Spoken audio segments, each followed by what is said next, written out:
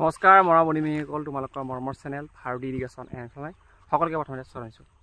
কথা হ'ল তোমালোকৰ ৰাতিপুৱা 9 বজাৰ পৰা কি আছে ষ্টাৰ্ট হ'ব তোমালোকৰ ছ'চিয়েল চায়েন্স এক্সামটো, আৰু পিছবেলা হায়াৰ ছেকেণ্ডেৰী ছেকেণ্ড ইয়াৰৰ কাৰণে ইৰিগেশ্যন ছাবজেক্টটো আছে।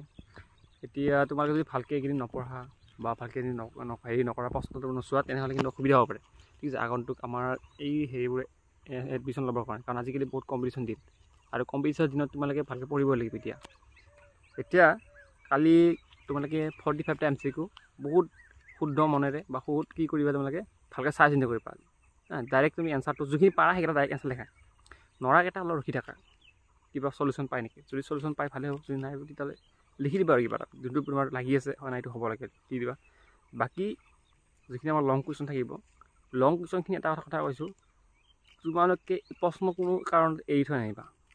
বহুতো ছাত্ৰে কি কৰে, এইটো কুৱেশ্যন নাজানো বুলি ভাবি মুখস্থ কৰা নাই বা এইটো পঢ়া নাই, কম পঢ়া নাই, এৰি থৈ সেনেকুৱা নকৰিব। প্ৰায় যিমান পাৰা বহি ভৰ্তি কৰিব লাগে, কাৰণ কিয় বহি যোনে চায় তেখেতলোকে কি কৰে না, তেখেতলোকে বহি চোৱাৰ নামত 40 টকা 20 টকা দিয়া যায় চাগে, এইখিনি দিয়া যায় মই জানো অলপ। সেই বহি চোৱাৰ নামত পইচা দিয়ে, আৰু তেখেতলোকে বহি চাইছে আমনি পাই যায়, কিমান চাব। তেতিয়া মানে কি হয়, কিছুমান মাষ্টৰ থাকে নাম্বাৰ দিয়াত অলপ ভাল পায়, ধাপ দিয়ে, আৰু আখৰ বেয়া নকয়। আখৰ বেয়া কৰিলে কি ফাৰ্ষ্ট ইম্প্ৰেশ্যনে লাষ্ট ইম্প্ৰেশ্যন বোলে। ফাৰ্ষ্ট ইম্প্ৰেশ্যনখিনি ভালকৈ দিব লিখিবা, যেতিয়া তোমাৰ 3 মাৰ্কছৰ কুৱেশ্যন 4 মাৰ্কছৰ কুৱেশ্যন বুলি লিখিবা। আৰু লং কুৱেশ্যন যেতিয়া লিখিবা পইণ্টত লিখিবা। তোমাৰ 3 নম্বৰ কুৱেশ্যন যিহেতু 2-3মান আহিব, ঠিক আছে, 3 নম্বৰ কুৱেশ্যনবোৰ অলপ হেৰিটো লিখা, পেৰেগ্ৰাফ চিষ্টেম কৰি লিখা, কথা নাই। কিন্তু 4 মাৰ্কছ আৰু 5 মাৰ্কছ কুৱেশ্যন যিখিনি আছে সেইখিনি তোমালোকে যিমান পাৰা পইণ্টত লিখিবা। যদি 5 নম্বৰ কুৱেশ্যন এটা আছে, ছাপ'জ কিছুমান কুৱেশ্যন আহে আমাক পইণ্টত লিখিব দে, সেইবোৰ পইণ্টত লিখিলোঁ। কিন্তু কিছুমান কুৱেশ্যন আছে আমাক কি কয়, ব্যাখ্যা কৰা, আলোচনা কৰা, সেইবোৰ আমি পইণ্টত লিখিব পাৰিম নে নাই, সেইবোৰো পাৰি। কেনেকৈ লিখিব লাগিব সেইবোৰ কৰি, ছাপ'জ মই এটা এক্সাম্পল দিছোঁ। ছাপ'জ তুমি ধৰি লোৱা সম্পদ মানে ইংলিছত আকৌ বুলি ক'ব যে ৰিচৰ্চ। এই ৰিচৰ্চৰ বিষয়ে বা সম্পদৰ বিষয়ে আলোচনা কৰা, বা সম্পদৰ শ্ৰেণী বিভাজন কৰা, ক্লাছিফিকেশ্যন অফ ৰিচৰ্চ, সেইবোৰ আহিল দিলা। এতিয়া সেইটো আহিলে তোমালোকে কি কৰিবা, লাইন বাই লাইন লিখিব নালাগে। সেনেকুৱা যদি দিয়ে, মানে যদি তাৰ শ্ৰেণী বিভাজন কৰিব দিয়ে, তেনেহ'লে তোমালোকে কিতাপত এটা কি পাবা, তোমালোকৰ হেৰি আছে ড্ৰয়িং টাইপ আঁকি পেলাই বস্তু দেখাই দিবা, তেতিয়াহ'লে নম্বৰ বেছি পায়। ঠিক আছে, তেতিয়া কমকৈ লিখিলেও নম্বৰ বেছি পায়। আৰু কিন্তু হ'ল কিছুমান ধৰি লওক আমাৰ আৰু আছে এনেকুৱা ধৰণৰ কুৱেশ্যন দিব পাৰে যে তোমালোকৰ অসমৰ ধান খেতি, অসমৰ কৃষি, মই যিটো খেতিৰ মাজতে আছোঁ, ঠিক আছে, অসমৰ খেতিৰ ওপৰত আহিব পাৰে বেছিকেলি। ঠিক আছে, অসমৰ কৃষি উদ্যোগৰ ওপৰত আহিব পাৰে, কৃষিৰ ওপৰত আহিব পাৰে, চাহ খেতিৰ ওপৰত আহিব পাৰে, বা চাহ উদ্যোগৰ ওপৰত আহিব পাৰে। ঠিক আছে, এনেকুৱা কুৱেশ্যন বহুত আহি থাকিব। ঠিক আছে, সেইবোৰ কুৱেশ্যনৰ কাৰণে কি কৰিলে পইণ্টত কেনেকৈ লিখিবা, প্ৰথমত কৃষিৰ বিষয়ে অকণমান লিখিলা, অসম কিহৰ বাবে বিখ্যাত, চাহৰ বিষয়ে বিখ্যাত, কিন্তু প্ৰথম লিখিছে যে ভাৰতবৰ্ষখন কৃষি প্ৰধান দেশ।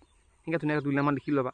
লিখি লৈ পেলাই তাৰপিছতে তোমালোকে তাৰ গুৰুত্ব, ইম্পৰ্টেঞ্চ আৰু নিডছ যি আছে, প্ৰয়োজন আৰু গুৰুত্ব যি আছে, সেইবোৰহে লিখিবা। তাৰপিছত লাইন বাই লাইন সেনেকৈ লিখিবা, মানে পইণ্টত লিখিবা। 5 নম্বৰ কুৱেশ্যন থাকিলে তাতে তোমালোকে 8টামান পইণ্ট লিখিবা, আৰু 4 নম্বৰ কুৱেশ্যনত 4 নম্বৰ যদি প্ৰশ্ন থাকে তেনেহ'লে তাতে তোমালোকে 6টা বা 7টা পইণ্ট লিখিবা। ঠিক আছে, পাৰিলে 2-3টা পইণ্ট বেছিকৈ লিখিবা নম্বৰতকৈ। তেতিয়া তোমালোকে কি বহিব চাওঁতে ধৰি লওক তুমি 8টা পইণ্ট লিখিছা, 8টাৰ ভিতৰত যদি 2টা পইণ্ট যদি ভুল যায়, ঠিক আছে, 2টা পইণ্ট ভুল গ'লে তাত কেইটা থাকি যাব, সেইকাৰণে নাম্বাৰ চিষ্টেমত তোমালোকে কি কৰিবা, তাতকৈ বেছিকৈ পইণ্টবোৰ লিখিবা। লিখিলে নিশ্চয় তোমালোকৰ এই মানে এক্সামৰ যোনটো চাই বহিজন তেখেতে হ'ব দে, ঠিকে আছে লিখিছে, কিন্তু ঠিকে আছে। সেইকাৰণে লিখিব লাগে। আৰু যিমান পাৰে, আৰু অসমৰ মেপখন ভালকৈ চোৱা, অসমৰ কোনবোৰ ঠাই মানে চাহ উদ্যোগ, অসমৰ তোমালোকৰ তৈলক্ষেত্ৰ, অসমৰ কয়লা ক্ষেত্ৰ ক'ত আছে, অসমৰ কাজিৰঙা ৰাষ্ট্ৰীয় উদ্যান ক'ত আছে, সেইবোৰ চাই জেগাবোৰ চাই লোৱা। ঠিক আছে, এইবোৰ ধৰণৰ সৰু সুৰা বস্তুখিনি চাই যাবা, নিশ্চয় তোমালোক টেনশ্যন নাই বাৰু। ঠিক আছে, আশা কৰোঁ কালি ৰাতিপুৱা এক্সামটো ভালকৈ দি পেলাই এক্সাম দি আহি পেলাই আমাৰ হোৱাটছআপ গ্ৰুপত ক'বা কেনেকুৱা লাগিলে, বা ভিডিঅ'টো জনাবা কেনেকুৱা হ'ল।